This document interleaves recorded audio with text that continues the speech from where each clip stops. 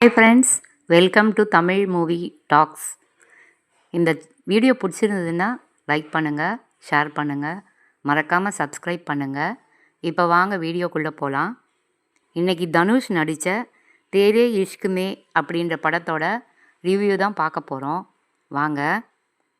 ராஞ்சனா என்கிற காதல் காவியத்தை கொடுத்த கூட்டணி தனுஷ், ஆனந்த். அவர்களுடைய அதே ராஞ்சனா உலகில் உருவாகி வெளிவந்துள்ளது இந்த திரைப்படம் தான் தேரே இஷ்க் மே. இந்த படத்தில் தனுஷுடன் இணைந்து கிருத்தி சனோன் நடித்திருக்கிறார். ஏஆர் ரஹ்மான் இப்படத்திற்கு இசையமைத்திருக்கிறார்.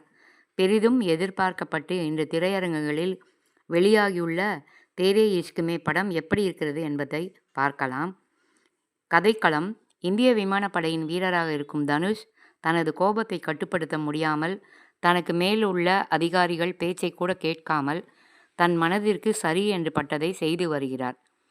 கட்டுப்பாடுடன் இவர் செயல்பட வேண்டும் என்பதற்காக தனுஷை சைக்காலஜி மருத்துவரிடம் கவுன்சிலிங் எடுக்க உத்தரவிடப்படுகிறது. இந்த உத்தரவு கதாநாயகி கிருத்தி சனோனிடம் செல்ல தானே முன்வந்து தனுஷுக்கு கவுன்சிலிங் தருவதாக கூறுகிறார். இருவரும் சந்திக்க முன்கதை தொடங்குகிறது.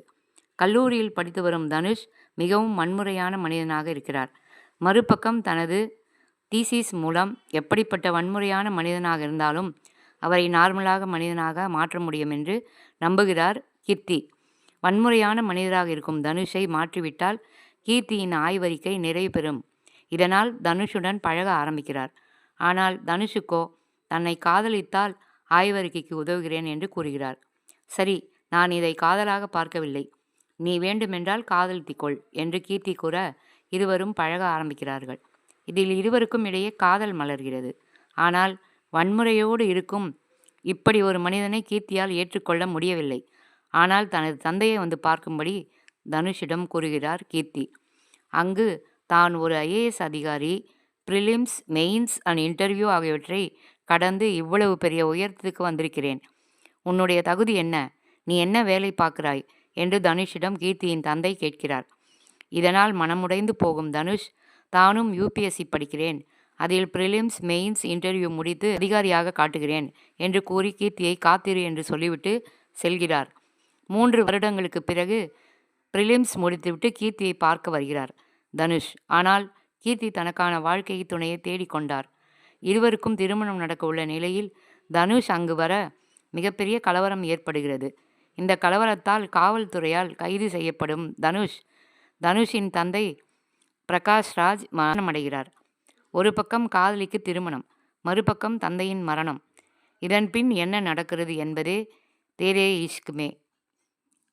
இயக்குனர் ஆனந்த் எல் ராய் தனது வழக்கமான காதல் கதையில் மீண்டும் பட்டையை கிளப்பியிருக்கிறார் என்றுதான் சொல்ல வேண்டும்.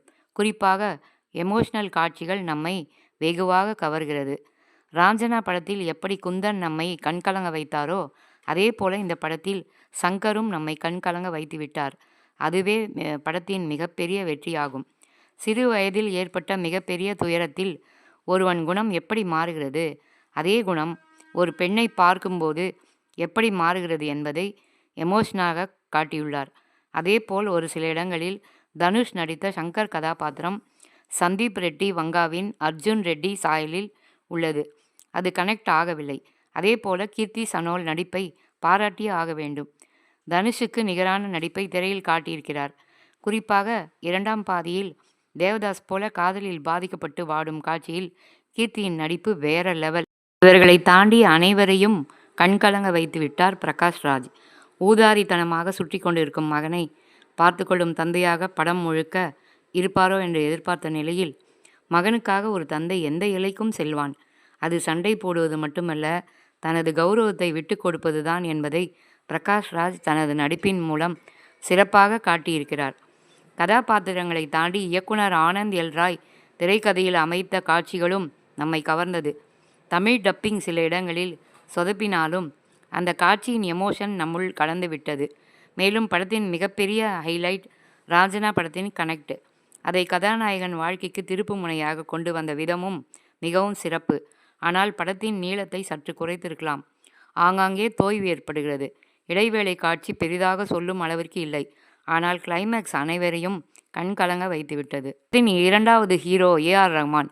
தனது பாடல்களாலும் பின்னணி இசையாலும் படத்தை வேற லெவலுக்கு கொண்டு செல்கிறார். காதல் கதைக்களத்தில் உருவாகும் படத்திற்கு உயிரே இசைதான். அதை சிறப்பாக செய்து இந்த படத்திற்கு உயிர் கொடுத்திருக்கிறார். தனுஷ், கீர்த்தி சனோன், பிரகாஷ்ராஜ் நடிப்பு, காதல் மற்றும் எமோஷன் காட்சிகள், கிளைமேக்ஸ், ஏஆர் ரஹ்மான் அனைத்துமே மிகவும் சிறப்பாக இருக்கிறது.